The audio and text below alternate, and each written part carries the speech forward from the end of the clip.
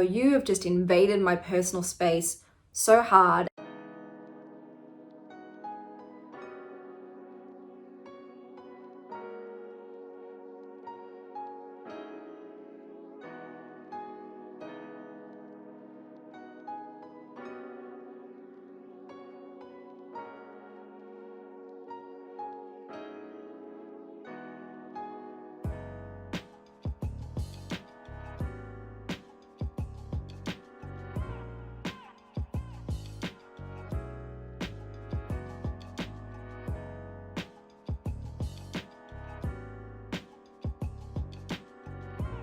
Hello and welcome to this week's reading vlog. I read a total of this many books. So this Monday, as you would have seen, I went on my daughter's field trip to Healesville Sanctuary, and she loved it. She loved seeing all the animals. I don't really like seeing animals in cages. It doesn't sit right with me.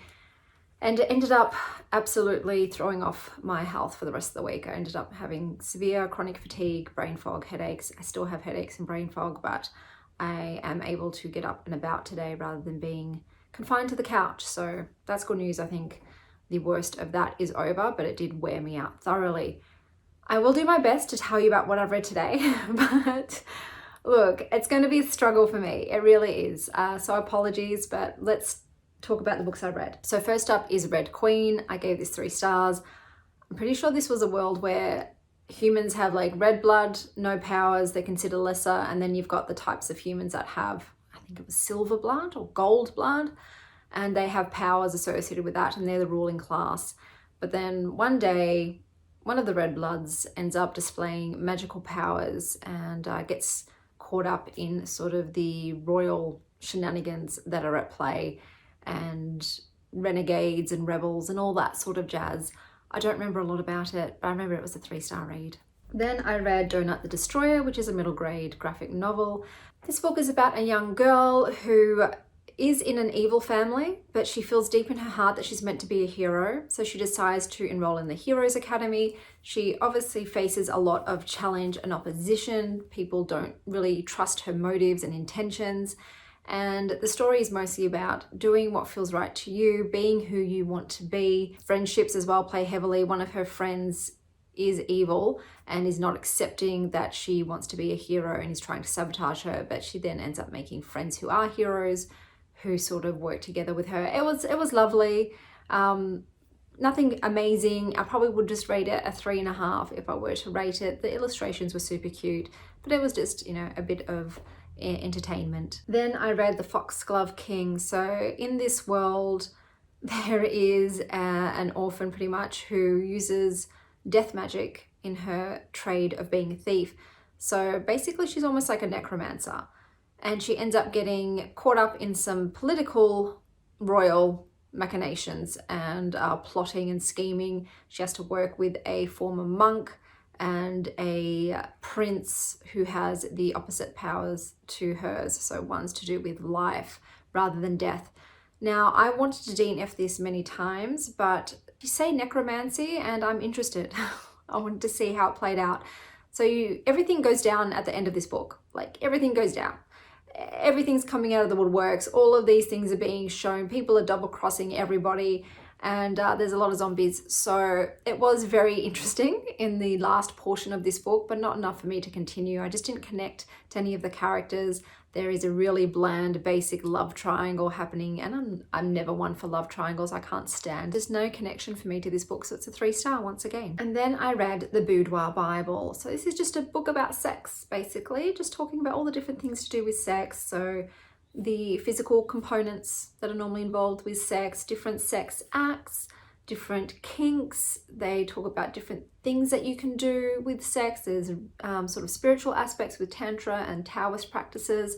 So it's just a bit of everything. I think if you are someone who hasn't had a lot of experience with sex, it would be a good book to start with, so you can get a bit of taste of what are some things that you could do. Obviously, it also focuses a lot on safe sex and consensual sex.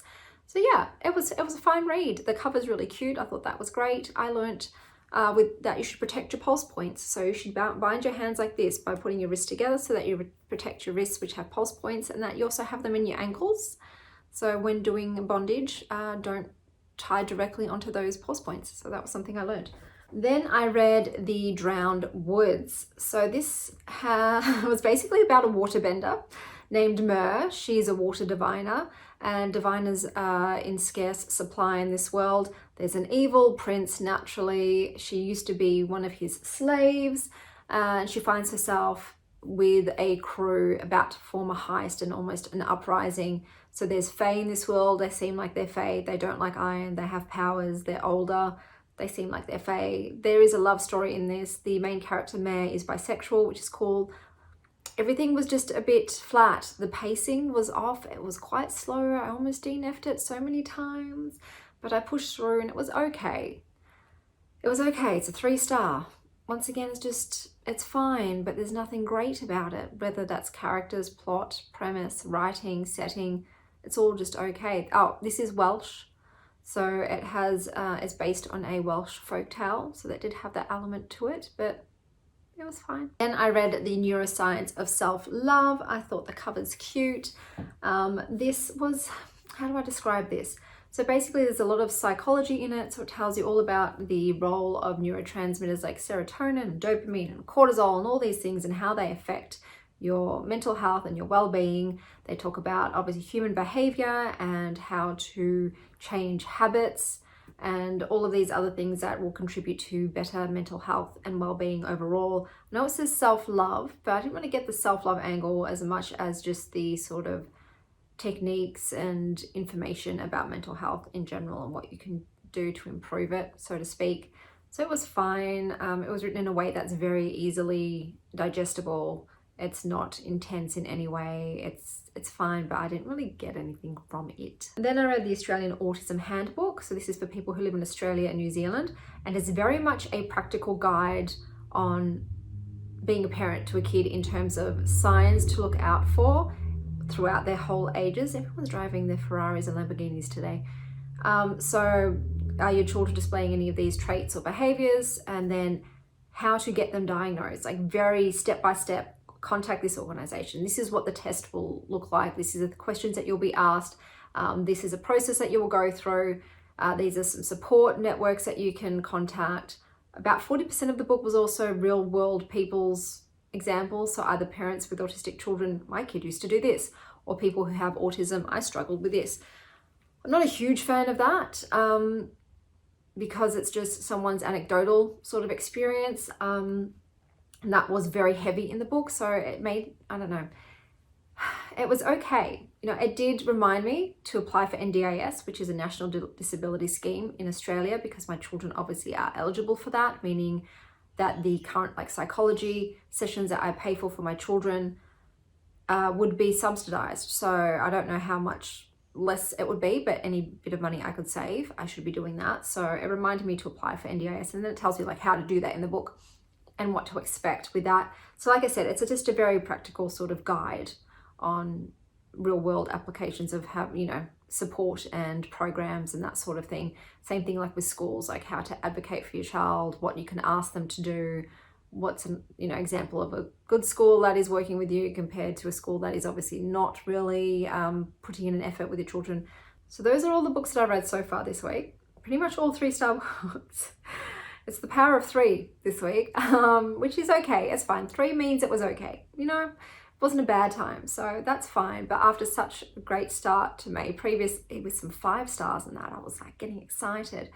So I'm not sure what I'm doing wrong. I think I am persevering too much with books that I kind of know aren't going to get 5 stars, but I think, oh, they might though. They might turn it around. I just push through. I'm currently reading In the Shadow Garden. And in this book, it's about some families, rival families, one whose magic involves sort of plant magic, and they are able to take negative emotions from people and they plant them in their shadow garden, and all these things grow from there that they have magical uses. And then the rival family owns a bourbon distillery, and I think magic is to take away people's memories. I have a feeling there'll be a rival romance occurring, and it's fine so far. It is giving like 3 to 4 star vibes though, so I'm like, do I push through? I don't know. Maybe I will. I'm going to change up the way I read books next week. I'm going to do a little something different because, yeah, at the moment I'm just grabbing stuff and it's just all ending up as 3 stars. Besides being ill for almost all this week, I did make a dating profile. I just thought, just get it done, do it. You're just sitting here umming and ahhing and spending so much mental energy thinking about whether to do it, just do it. So I've done it. I let some people like my profile. I chose 4 people to speak to. It has been a very lackluster experience. So the last time I did this 4 years ago, there were some great conversations being had. People were really interested. I know that it was very early in the online dating game. This time around, I'm doing all of the heavy lifting. I'm really, like, the whole conversation is on my back. People are giving me one-word responses and then just saying, and you, and you. And so I spoke to some friends. I'm like, it's not great. These conversations are awful. And it's making me want to throw in the towel. And then my friend said, Chanel, most of us have been doing this for years on end. We're all a bit weary. We're all a bit, jaded. We're all burnt out on this. Pretty much all we do with the apps now is if both of you like each other's profile, you just say hello, hello, and you set up a time to meet. Like, no one is messing around with conversations, getting to know people before meeting up. Everyone's just, let's just meet up in person. And then if I like you in person, the conversations normally improve. So I'm like, okay, thank you for telling me that, because I was really shocked. I was like, wow, yeah, this wasn't great. So I kept that in mind. Now with the 4 people I chose, I'll just tell you about them briefly. So we've got a lady who told me that I look like Alyssa Milano, and it's like, say less, say less. Unfortunately, after speaking though, it was very apparent that English was not her first language. French is. French, beautiful language. But for me, communication is so vital in relationships. And even when 2 people speak the same language fluently, there is still a lot of, like, it's hard to communicate. It really is. And I think if you add in a language barrier to that, it probably won't be great. But I didn't want that to be the only thing. You know, I was like, this is a bit of a hurdle for me to think, should I push through? I'm not sure. You know, I'm always going to be translating for each other, and I don't know. So then I kept chatting, and then it turns out that this lady wants to have her own child in 5 years' time. In 5 years' time, my children will be 17 and 14. I can't go back, guys. I can't start again with a baby. I just can't do it. Hey, Sylvie. This is my beautiful Sylvie. She's always on my lap when I'm doing these things. So you always wonder what I'm doing with my hands below. I'm patting a cat. So when she said that, I was like, yeah, I'm not the person for you. I can't do it. I can't go back. I've done my time with my children. I cannot date someone who has children that are younger than mine. So I don't think I'm going to be meeting up with that person. And then there was another dude, he's in the music industry, and basically, once again, conversation awful with this person. And then they were like, why don't we just meet up for a gig on the weekend? And then it like clicked for me. I'm like, oh, I would have to be going to so many late night gigs to watch my partner's performances. I can't do that. I just can't do it. I am in bed by 9. I am out by 9:30. There is no way I'm going to be gearing up to go out at 9 p.m. so I can watch my partner play until 1 in the morning. I can't do it, guys. I just don't have the body and health for it and the lifestyle for it. They need a groupie girlfriend. That's what they do. That's what they need. So I don't think I'm meeting up with that person. Then the next one, I'll call him Mr. Tarot Man. He likes tarot. That caught my attention. Issue with this guy. So straight away he wanted to have a phone call. That freaked the hell out of me. I don't do well with phone calls with people I've never met before in my life. Ask my friends, they're like, yeah, this is common. Some people won't meet up for a date unless they've spoken on the phone. I'm like, okay, we can do that. I'm not great at this. I am so awkward over the phone to people I don't know. It was awful for me, but I did that for him. In the conversation, it came out, he has children. Nowhere on his profile does it say he has children. Once again, I'm not against dating someone that has children, but I am very big on honesty and transparency. You need to have that in your profile. That is huge. So the fact that you haven't put it in there, it's a big red flag. Yeah, I don't know. I have a feeling that I would end up taking over more of the parenting role with this person if we were to date, you know? So I'm very undecided whether I'm going to meet him or not in person. And I'm waiting until this next thing. So the 4th person was an architect. I think fantastic. I used to be a property developer and I love architecture porn. Half of my Pinterest is interior design. I love that shit. The rest of my Pinterest is like recipes or outfits. So I was like, okay, let's just meet up. You know what I mean? Like, there's no conversation once again. So we're just meeting up for brunch, which means it's a 2-hour deal in the middle of the day, very casual. Because I thought, just go on one date, just to shift the energy, just to be like, get the idea of it, you know what I mean? Like the whole apprehension I have about going on a date again. Just do it, get it done. Like, do you know what I mean? Bite the bullet, get it done, and then you've done it. And it's not this big scary thing anymore. So I'm using this person to do it. The issue I have is that with these people, none of them have sort of ignited anything in me. Like there was not one person that I thought, oh, you seem really fascinating, I'm really interested in you, or we're having great communication. It hasn't happened with any of these people. Like my intuition has not said, oh, this could be someone important. It hasn't. It's just been very like, meh, you know, none of these people are probably the one for you. So I think that I'm waiting obviously until I go on the date tomorrow to see if it changes any of my perception. But at the moment, what I am feeling is this has been really affirming for me in terms of the energy I'm at, where I'm thinking, I just need to do my own thing, live my life, enjoy myself, and wait for someone to come along who really resonates with me, like my gut is just like, this could be someone special.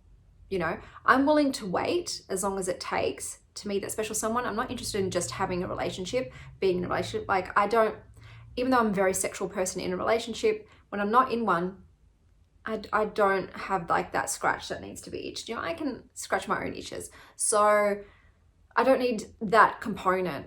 So I'm happy to wait to find the right person to be a life partner, because I don't like dating. I really don't. I don't want to have relationship after relationship. I don't want to introduce people to my children's lives. Even though like the last time, obviously it worked out. We're still best friends, still hanging out 5 days a week. So they didn't lose someone from me breaking up with them. But in the future, is that going to happen again? I don't know. So I think, like I said, I'll go on this date. I'll see what it is, and it might change my mind, but I don't think so. I think it's just going to be like, yeah, none of these people, until you get that tingling, that extra, you know, that spidey sense that says this person, like these people, I'm sure they're all lovely, but I'm literally just checking my messages one time a day at night before I go to bed, because I'm not that interested. I don't care. Do you know what I mean? Whereas I know in the past, like with my ex-partner, I was always hoping for a message from them. I just wanted to chat to them. I was excited to tell them about my day. I wanted to always like pick their brain. We spoke for 6 weeks because it was a lockdown. We couldn't meet up. So we were pen pals for 6 weeks. We had amazing conversations, and I was always excited when I saw their name come up, whereas none of these people are triggering anything of that in me. And there's no conversations happening. There's no like kindred spirit things occurring, resonations. None of that has happened. It's been very meh. So I'm going to go on the date. But I think after this, not going to even chat to anybody whose profile doesn't trigger something, you know? And, or in the real world, if I meet, you know, until I meet someone that I'm like, oh, hello, who are you? And I'm just going to, just live my life. And if it means that I'm single for 10 years, then I'm single for 10 years, you know? We'll see. Maybe after 5 years, I'll be like, I'm just going to find anybody. So I've got someone to cuddle at night because I'm cold. So I don't know, you know, but I'm glad I've done it. I'll just leave my profile there. Like I said, if someone ends up messaging me that I think is worth a look, I'll take a look. But otherwise, I'm not searching for anybody. I'm not always waiting. That's the thing. I'm not waiting. I'm just going to live my life and do what I want and be with my children, because I'm very, very lucky. I have a beautiful, wonderful life. I've got all these cats and my children and my friends and my family and my job and my house. So I am complete and full. It would be lovely to have someone to share it with and to have romantic love. But like, even if I don't ever have that again, I don't regret anything in my life. Like I've been blessed, you know, and it's fine. Like if you don't have a fairy tale romance that lasts your whole life, that's still okay. Like you can still live a great life without having had that, you know. And I don't really think it's very common anymore that people find that one person that they can grow and evolve and transform with and still love throughout their entire lives. I think it is very rare. I'm hoping to find it. If I don't, I'm not going to be devastated. You know, I have friends who have not had any romantic relationships, never even been kissed, and they're in their late 30s. So we've all got different journeys and things. So I'm fortunate that I've had experienced that kind of thing before, and I'm lucky in that way. And I'm thankful for it. I'd like to experience it again. We'll see. We'll have to see. But I'll let you know how my date goes tomorrow. It's very casual. And we'll see how I feel about it afterwards. But I'll keep you updated on that sort of thing. But otherwise, in the meantime, just living my life, doing my thing, but I'll touch base with you tomorrow.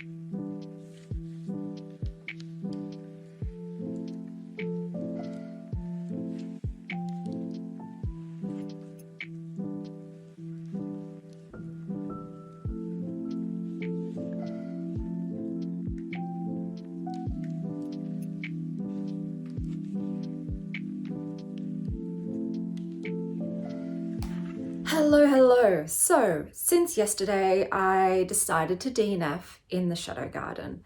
It got to the point where the love stories were sort of getting revealed. One was a second chance romance, and the other was dating my ex-fiance's brother. Neither of those two things are what I'm into, so I decided to DNF it because it really was just feeling like a 3-star. Kitty just knocked my ring off the shelf. So the next book I read was Katie the Catsitter, which is a middle grade graphic novel.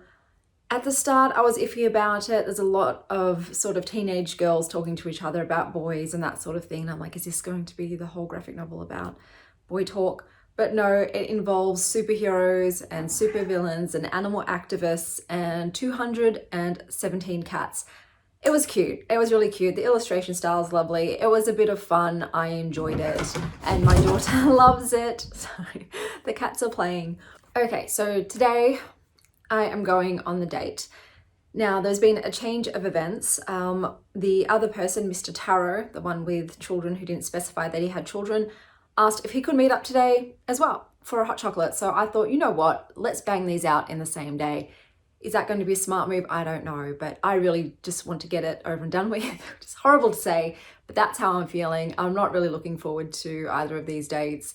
I just think that I'm not really vibing with the energy and that I'd probably be better off just being with myself for now. But anyway, I've got the architect up first and then I've got Mr. Taro second. So I'm going to be a busy girl today. I'm also going to my mum's for lunch after, so I have a lot of socializing to do. I've got to head to the library. I've got stuff and errands to run. I don't think I'm actually going to have time though. I've left an hour between both dates. I'm capping them at 2 hours. I'm going to set a timer. I know that might be rude, but I'm just going to say, hey, I've got to get back to the kids because I can't socialize that much. 2 hours each is what they're getting, and that's it. So hopefully I can run some errands in between the dates. We shall see. But yeah, I'm not looking for, this is the outfit that I've gone with. The dress is Reformation. I have a lot of Reformation clothes that was thrifted, and the cardigan, I don't know. The tag's not on it, so I don't know. I didn't even plan my outfit the day before. That's how little excitement there was. I just got up this morning and thought, all right, I'm on my cycle, so it's black. There's like no other color option when that's happening. It's like, it's black and something that can hide the fact that I'm wearing period knickers, you know? So that's probably also why I'm not feeling it today. My skin's broken out. It always breaks out at this time of the month. And all I want to do is stay home with a heat pack and a good book and yeah, a cup of hot chocolate. But I'm going to make the most of it. I'm going to show up and get to know them. You know, I've always approached dates with, do I like them? That's my aim, is find out about them, decide, do you like them? Not, I hope they like me and trying to be someone that they might like. I don't do that because I'm not interested. I'm just going to be my authentic self and try and get to know them as much as possible and decide, you know, are they someone that I would want to join my life with? So I'll let you know. I'll touch base when I get back, and fingers crossed. Fingers crossed. At the worst, it's just a very boring date where I realize that the person's not for me. I'm hoping that my days of horrific dates are way behind me. You know, the older you get, the more you assume that the people you're going to meet with are more mature, are more respectful, and that sort of thing. So we shall see. But anyway, catch you later after my date.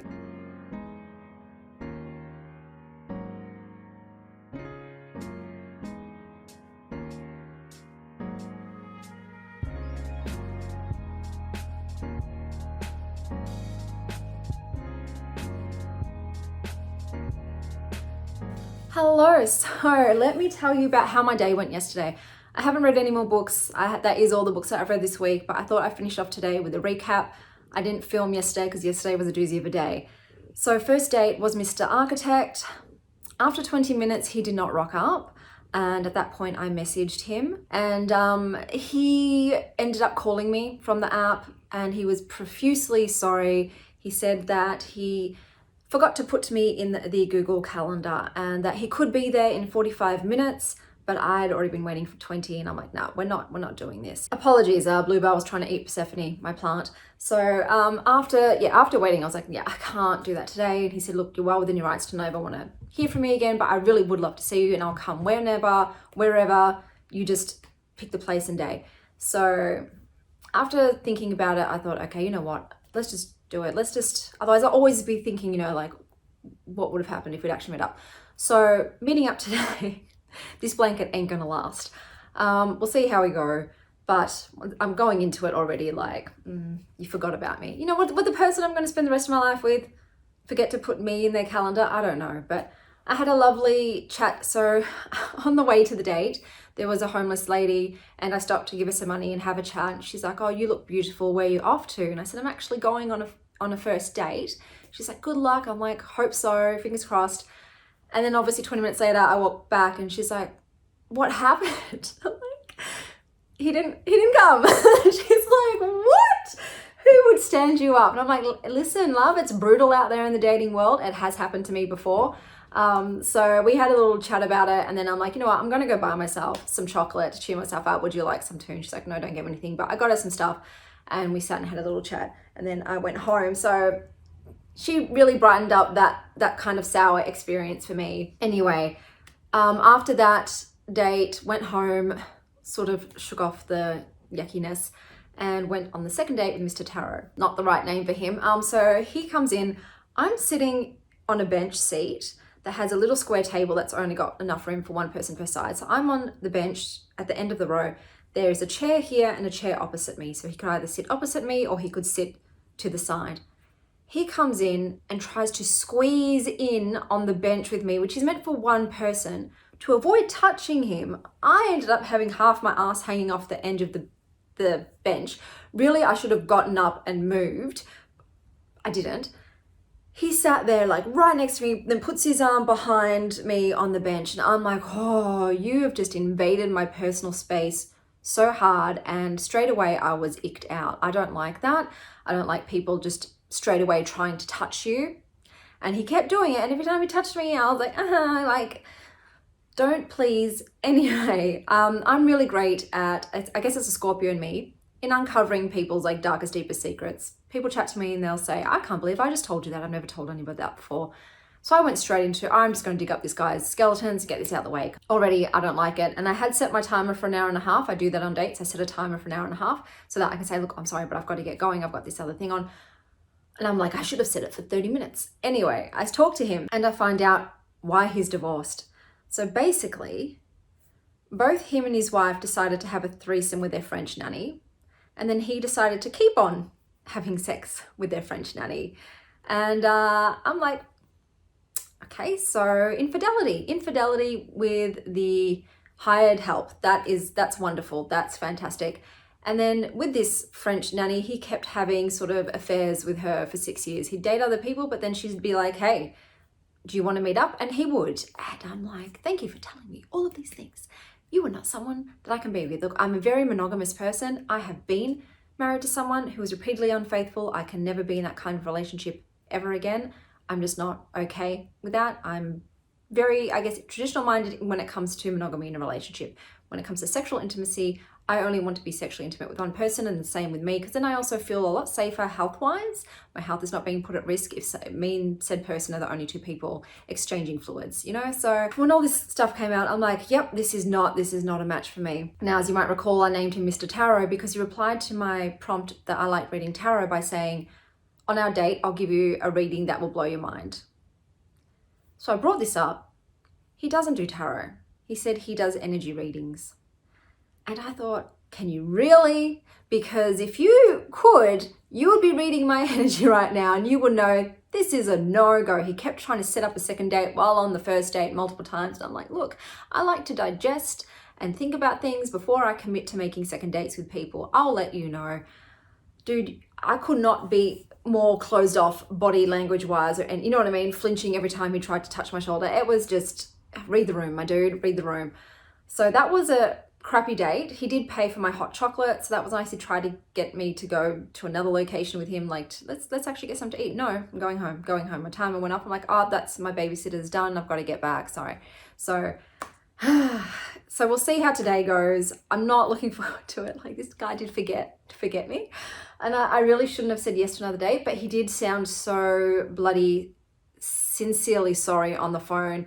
Like, I can't believe I've done this to another human being. Like, it's horrible. And look, like I said, I have done it before to a friend. I'm sorry, I've forgotten to put you in my calendar. It's an awful feeling. And if that person didn't let me sort of make it up to them, I would feel even more awful. I know I should be people pleasing in that way, but I just felt like, okay, this dude's made a genuine mistake. It happens, we're human. I'll give him another chance, but I've just chosen somewhere, you know, really casual, easy breezy, close to some shops that I needed to go to today to buy some things from, you know what I mean? So I'm like, I'm absorbing it into my errand running day, making it very easy for myself. So we'll see how we go. But if this does not work out, I am taking this as a sign from the universe that I'm not going to go on any more dates with people that I don't have a very strong feeling about, and that don't excite me, and that don't intrigue me, and I don't have a connection to, whether that is from an online profile or whether that's from the real world. It's just, yeah, I'm not doing it. So unless someone spectacular comes along, I'm just going to continue being with myself and enjoying my life, and that's fine. Do you know what I mean? I'm not in a rush. I've still got time. I've got time to meet someone, and in winter, it's not a particularly nice time to go out on dates, to be honest. It's a time I really do like to hibernate and go into hermit mode and introspection, and I've got a whole bunch of books lined up to read today that I am dying to get into. I just want to come home, put on my Nana cardigans, my fluffy socks, and just curl up and snuggle up. So we'll see. But yeah, I just thought, yeah, let's try this dating thing. It was a good thing to do because now I remember what it's like, and it's even on shitty dates, I can do it, I can get through it. I always fear that I'm just going to be so awkward because I am neurodivergent. I do struggle speaking to people, but I'm a really good listener, and I'm really good at directing the conversation and getting to know people very, very quickly. So I'm like, okay, yeah, you can still do it. You know what I mean? Like, you can still do it. It's fine. If you have to date, you can do it. So I'm glad I've done that. It's also just really cemented the energy of that I am open to finding love again. It was all for the best, no matter what. Even if I don't find the love of my life today in Mr. Architect, it's all good. So yeah, moving forward, I'm just gonna, like I said, go about my daily life unless someone really does come into my path that I cannot ignore. So I will touch base with you guys when I get back from this date.